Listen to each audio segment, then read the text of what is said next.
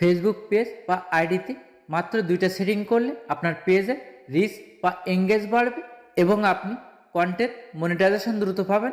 অনেক ক্ষেত্রে page monetize দিলে কিন্তু স্প্যাম বা বুলিং দেখিয়ে মনিটাইজটা ক্যান্সেল করে দেয়। এই সমস্যাটা আপনি সমাধান করতে পারবেন, দেখাবো।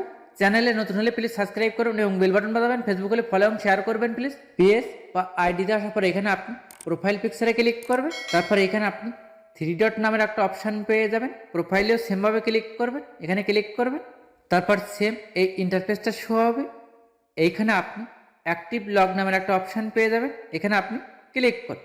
অ্যাক্টিভ লগে ক্লিক করার পরে এখানে আপনি 2টা অপশান পেয়ে যাবেন, আরসিবি এবং ট্রাস্ট। এখানে আপনি ফার্স্ট আরসিবিতে ক্লিক করুন। আপনার পেজ বা আইডিতে এখানে কিছু শো করলে এগুলো আপনি ডিলিট করে দেবেন।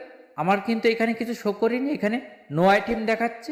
তারপর এখানে আমি ব্যাগে আসি, তার পাশে এখানে ট্রাস্ট নামের একটা অপশান পেয়ে যাবেন, এই ট্রাস্টে আপনি ক্লিক করুন। আমার কিন্তু এখানে অনেক কিছু শো করছে, এগুলো কিন্তু ডিলিট করতে হবে। আপনি একদম উপরে অল লেখা আছে, এখানে আপনি একটা টিক দেবেন। টিক দেওয়ার পরে সব সিলেক্ট হয়ে যাবে। তারপর নিচে এখানে ডিলিট অপশান পেয়ে যাবেন, এই ডিলিটে ক্লিক করুন। সেমভাবে এখানে ডিলিটে ক্লিক করবেন।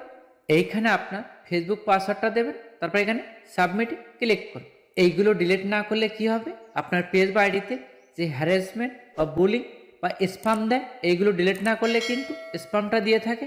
ডিলিট হওয়ার পরে এখানে নো আইটেম দেখাবে। এইভাবে এখানে আপনি এই ট্রাস্ট এবং আরসিবিএসের সবগুলো ডিলিট করে দেবেন। পেজের রিচ এবং এঙ্গেজ বাড়বে এবং ভিডিওটা ভাইরাল হবে।